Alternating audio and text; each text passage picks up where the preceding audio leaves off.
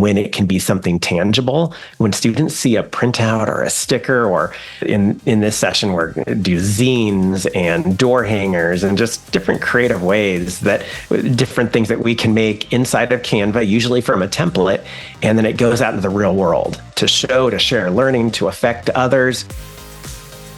Hello there, and welcome to today's episode of the Easy EdTech podcast. My name is Monica Burns, and I am so glad that you're here to join me today. If you want to make the most of education technology, aka EdTech, well, you are in the right place.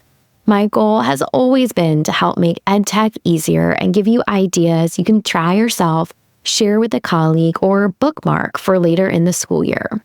Every Tuesday here on the Easy EdTech podcast, you'll hear stories from my time in the classroom, the work I do now with schools and districts, and my travels to different EdTech events.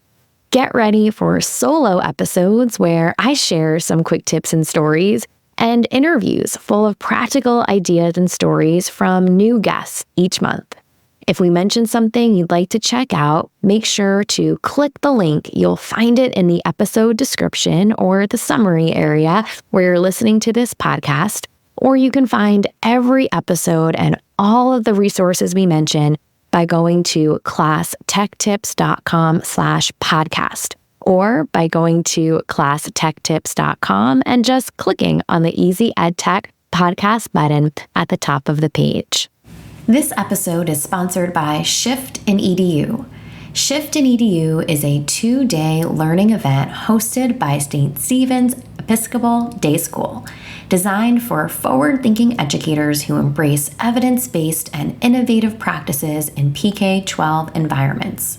Attendees can learn from top educational thought leaders, researchers, and practitioners to gain a deeper understanding of how to design and deliver innovative learning experiences that prepare students for success. Learn more at shift, SHIFT, in edu.com. This week's episode is titled How to Support Students as Graphic Designers with Tony Vincent. You might know Tony from his super popular blog, Learning in Hand. I've known Tony for a while now and always love chatting with him about creativity and EdTech. In today's episode, Tony shares lots of tips for educators, and we talk about the Shift in EDU conference, which we're both speaking at next month. Let's dive into the conversation. Welcome to the podcast, Tony. I am so excited to have you on today to talk about how to support students as graphic designers. And before we jump into all of that, would love for listeners to hear a bit about your role in education. What does your day-to-day look like? Well, my role's changed over the years. Currently, I'm a self-employed consultant, and I occasionally substitute teach, but I spend most of my time reaching educators, developing resources, leading professional learning, and learning a lot myself.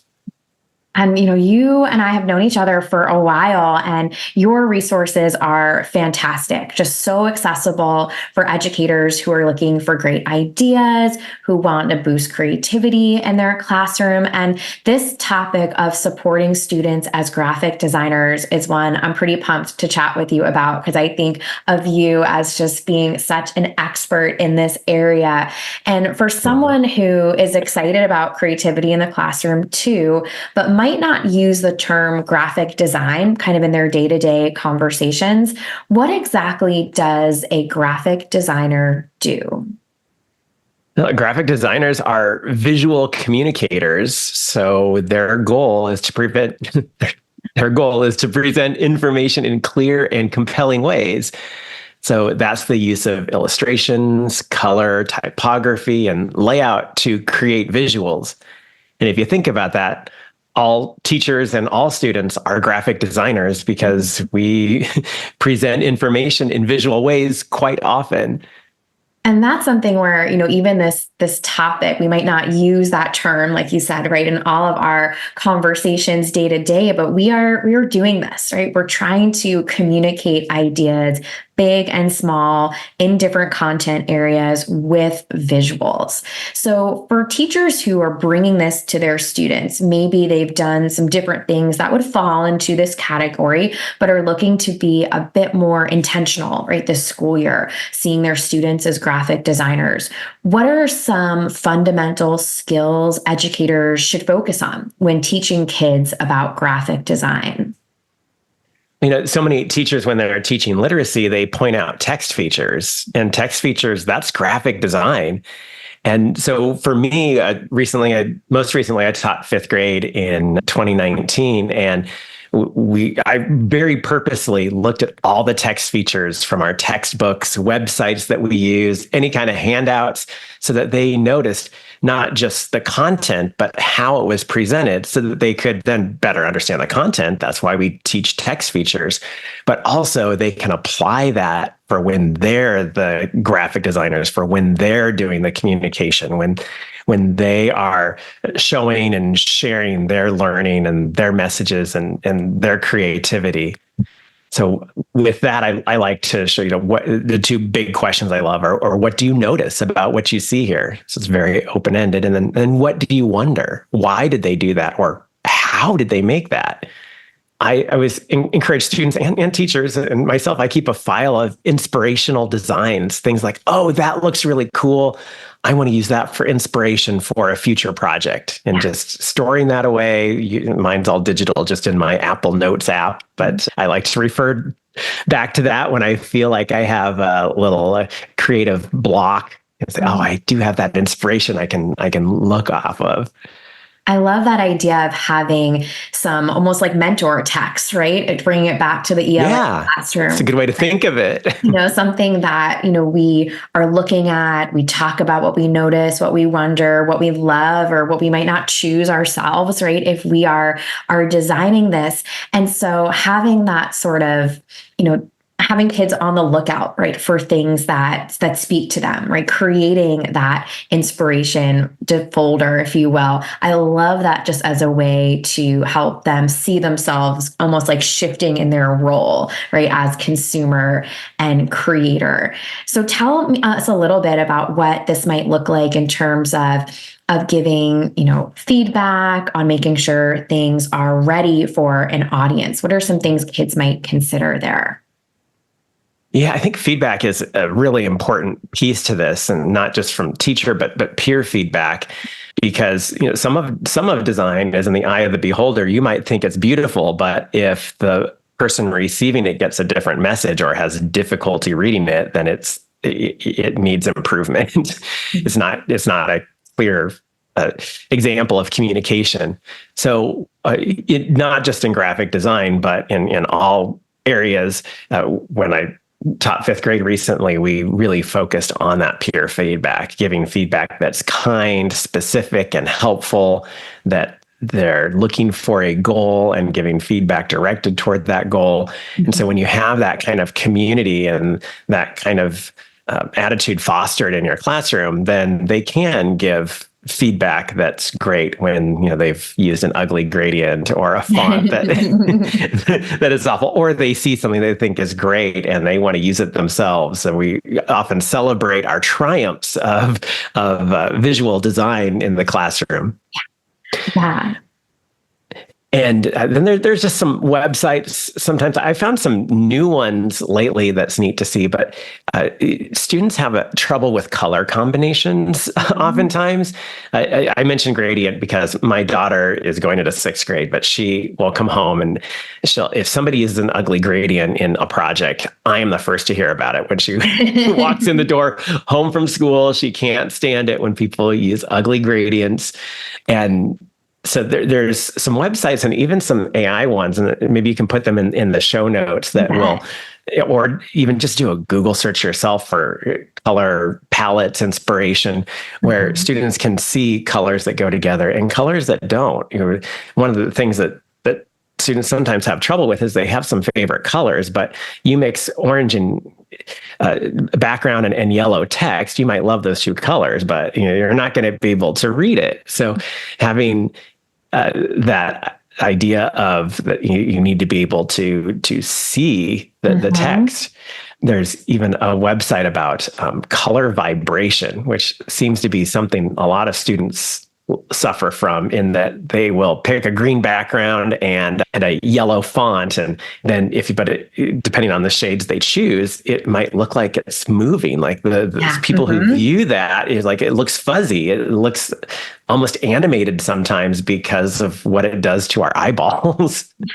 And it's such a wild thing, even if we're talking about like a STEM connection, right? Of like, how do we respond to these different colors, even physically? So I love that resource. I know, I find myself sometimes I usually stick with the same sort of fonts just for brand consistency, if you will, right? But if I switch something up, I often am Googling what fonts go with this font, right, that I chose, right? Or what is a nice pairing, right, of this font, just so that like I'm mindful if I don't know exactly, a serif font, a sans serif font. I've got some vocab when it comes to this, but not as robust, right, as might be useful. And now there's just so many more tools that are out there. So absolutely, we'll link out to those. And, can you share, speaking of tools, right, some effective tools or software or apps that are student friendly for graphic design? Or are there any that you love for beginners specifically?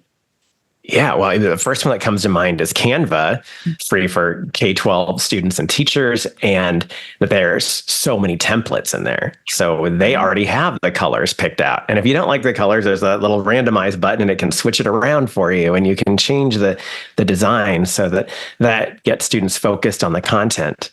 And it's also another opportunity to look critically at that template and see, is this right for the message I'm trying to communicate? Are the colors appropriate? If you are making a flyer or maybe a slideshow about the Civil War, having bright, happy colors doesn't seem appropriate.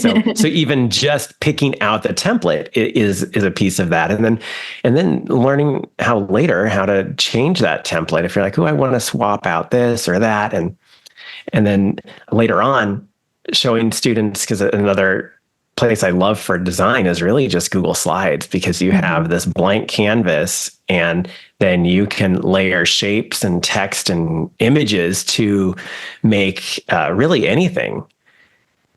Yeah. And just that idea that, you might be in a space already, like a Google Slides, maybe a Canva, right? That has templates, that has some support with helping choose colors. And what you said there about the project type, right? We might have our favorite color palettes, or we might have a template that we love, but just because we love it or it's our favorite, it might not be the best for that particular topic or content, right? Or assignment. And I think it can be hard, right? Particularly for students who might feel drawn to a particular font that they love, right? And this, I think, is where that peer feedback piece can definitely come in, right? To step back and say, this is great. However, right, it doesn't connect to our primary goal here, right? Of communicating this mood or this tone. What can we shift, right? Even if it's not our favorite color, well, this color would do a good job, right? Of connecting back to that idea. Yes. And just because it's your favorite color doesn't mean you need to use it in your project. Right. Yeah. Or your favorite fonts, right? And that can be hard, right? That can be hard for someone who's, enthusiastic and excited about it. But it's an important, I think, thing for kids to realize too, that's transferable, right? To a lot of the other things that they can do. Tell us about Shapegrams, which is another great resource for educators.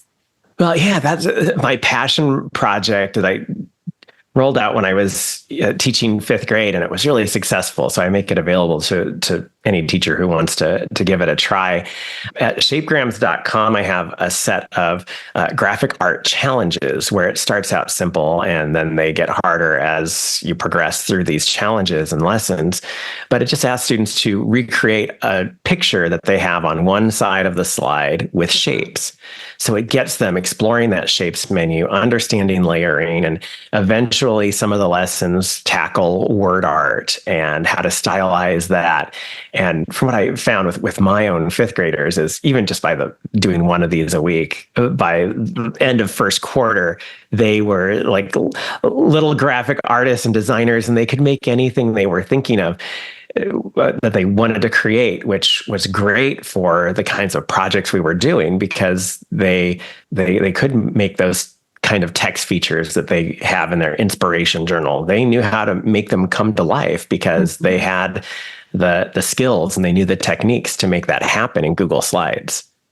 And that's, something where, we talk about the transfer of it all, right? Now they have this skill that they can bring into lots of different content areas. So would love to hear a bit about how do you integrate graphic design lessons into different content areas? Do you have any examples of successful student projects that involved graphic design? Yeah. Well, my favorite one was where I gave graphic organizers to my students constantly, usually in Google Drawings. And we would have for stories that we had, they were already part of our curriculum, but I would then put them into Google Drawings. So it would be easy for them to fill in and then turn in through Google Classroom. Well, eventually, after doing shapegrams for a few weeks, the students realized, well, we could make our own graphic organizers. I was the one having all the fun putting together my own Venn diagrams and adding the shapes and making the flow. And they're like, well, Mr. Vincent, can we make our own? And I'm like, yeah, you can. So we would then get to talk about, well, how are we going to organize this information and talk about the different kinds of graphic organizers and thinking maps that are out there. And then they would use shapes. They'd put their own colors and fonts into it. And then, of course, their own content to get their thinking about whatever the topic that they were making the organizer about. So I love that idea of them, again, like giving feedback, right? Seeing something all the time from you and then saying, I can do this too, right? Or I can put, right, these ideas into action. Yeah, that's the thing with shapegrams too. We're almost cursed with looking at any kind of piece of graphic design and you're like, oh, I see the shapes that are made out of that. Like, I know I could make that. I could make that in Google Slides, in fact. Right, but what a great just like brain activity to be able to, right, unpack something, to see a complex shape and understand, all the parts, right, that pulled it together, and then find, right, that ownership, right, to say, I can do this, or I could figure this out. Exactly. I could problem solve, right? And these are all skills that we're trying to bring into different content areas, whether we name it as a graphic design skill or not. So, Yes. I know you have a gender bias project that you've done with your students too. Would love to hear a bit about that. Yeah, for one of taught at an IB school, and later on I was a mentor for a group where they studied gender bias, and they realized that they, based on their research, they need to raise awareness about what gender bias is. And so this group of students brainstormed about how they wanted to get their message out, and they landed on they wanted to create a series of stickers that they could hand out to the adults who are at school pickup. And then when they choose a sticker, they can tell them about the sticker and some of their research on gender bias. So it was neat to see that they put their graphic design skills to work, where they made these really cool stickers with like one that, using different fonts and colors and images. And like they had one that said "Boys Do Cry" with inside of a big teardrop.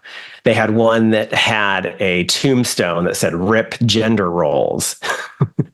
And another one that just had some like really tasty looking cinnamon rolls that said "Cinnamon Rolls, not Gender Rolls." Oh my gosh. And yeah, so they had all sorts of stickers like that gave them good talking points later. Mm-hmm. And it was neat to see that the graphic design was just an essential part of how they were getting their message out. Yeah. And just, I love having something tangible too, especially when we have these conversations about things that are digital, right? Yes. Like how, sure, we can print stuff out.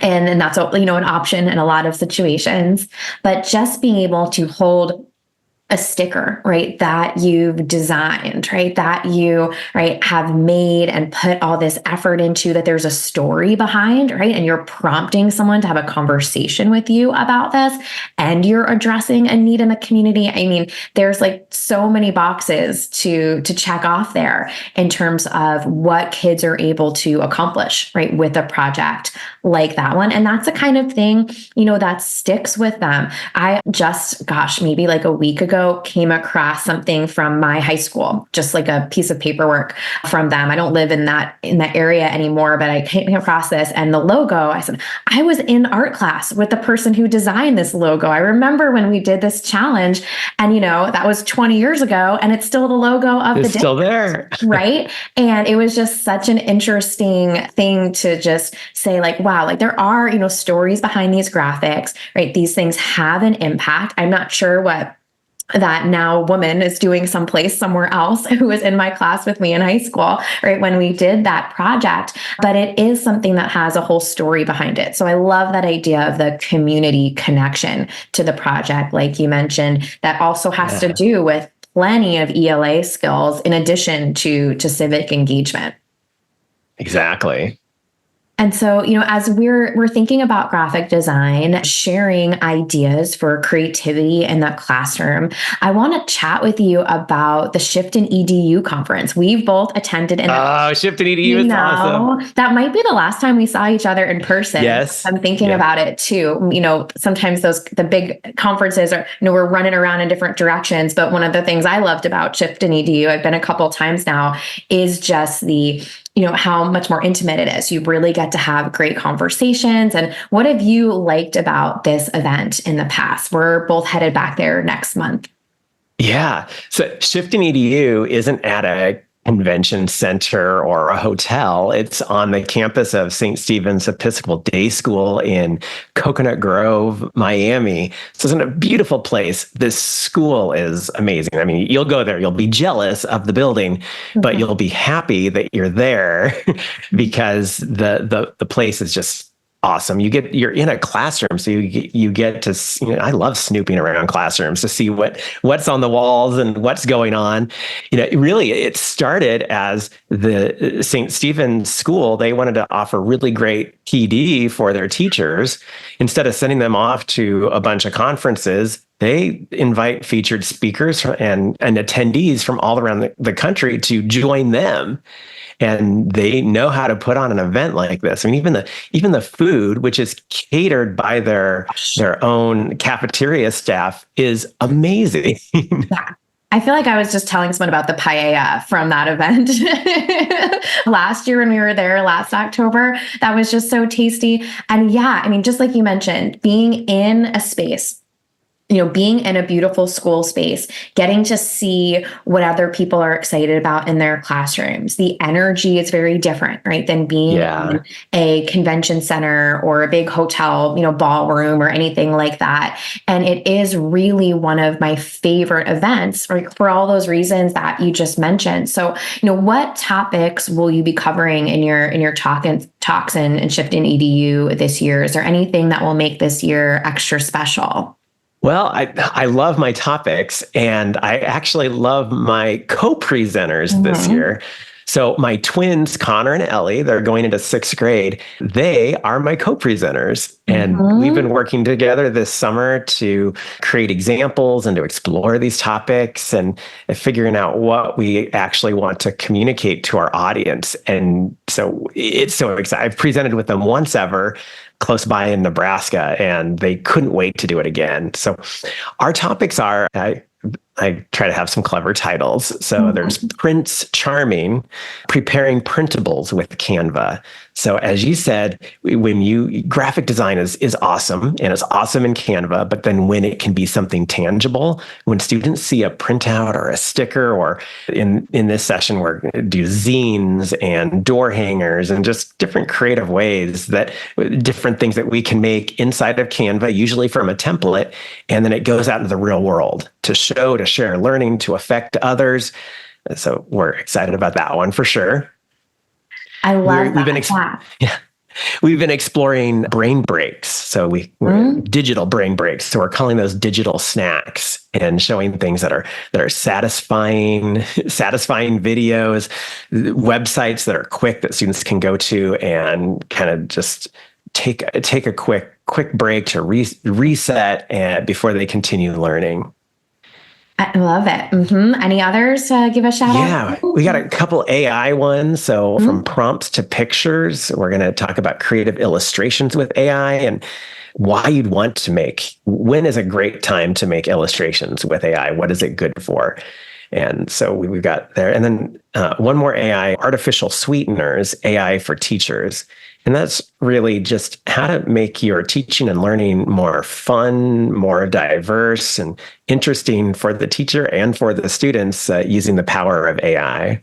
I love that. I love just the topics and the idea that you are having some really special co-presenters with you at the event this year. And of course, I'll link out to information so people can learn about Shift in EDU and find out about the conference next month. So excited about it. And, for someone who's listening here who may be attending Shift in EDU this fall or have another professional learning event on their calendar, is there, one big piece of advice you would give them so that they can make the most out of a professional learning event?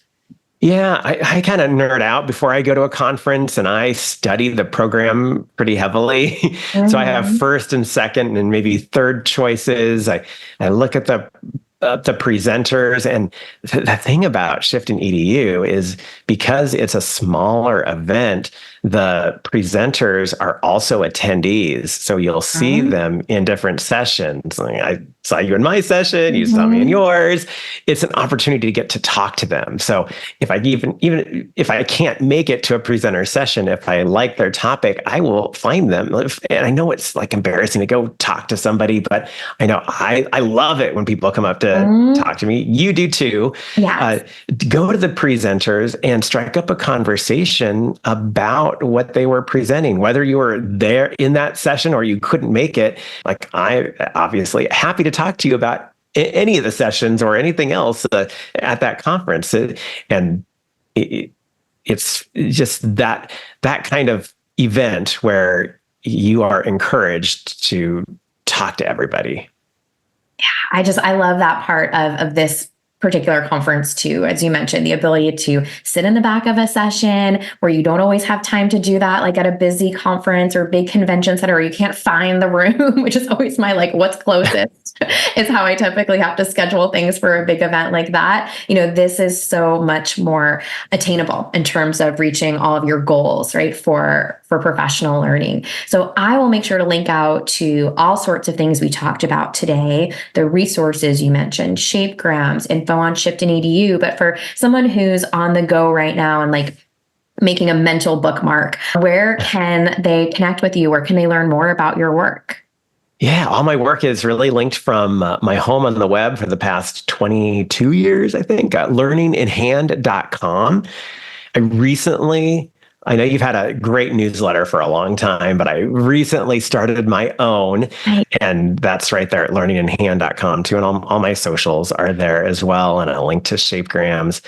But I really appreciate the time to get to talk to you, and I'm excited that I get to see you at Shift in EDU again. Yeah, likewise, just a month away. So thank you so much, Tony, for taking some time to share all of these great tips and resources with listeners today. My pleasure. I always love chatting with Tony about things related to creativity in the classroom and EdTech, so this was such a fun conversation today. Let's finish up like we always do with some key points to make this EdTech easy. Graphic design skills help students communicate their ideas visually. Peer feedback helps students refine their graphic design work. Canva and Google Slides are two great tools for student design projects. Small conferences can offer big, meaningful connections with other educators. Remember, you can find the show notes and full list of resources from today's episode, including all the ways to connect with Tony Vincent, by heading to classtechtips.com/podcast and finding today's episode, number 285. This episode is sponsored by Shift in EDU. Shift in EDU is a 2-day learning event hosted by St. Stephen's Episcopal Day School, designed for forward-thinking educators who embrace evidence-based and innovative practices in PK-12 environments. Attendees can learn from top educational thought leaders, researchers, and practitioners to gain a deeper understanding of how to design and deliver innovative learning experiences that prepare students for success. Learn more at shiftinEDU.com. Thank you for listening to this new episode of the Easy EdTech podcast. I love creating new episodes for you each week, but I could use a bit of help spreading the word about the podcast. Can you leave a rating or review on your favorite podcast app? Spotify will let you tap on the stars, and Apple Podcasts will let you tap on the stars and leave a 1 or 2 sentence review.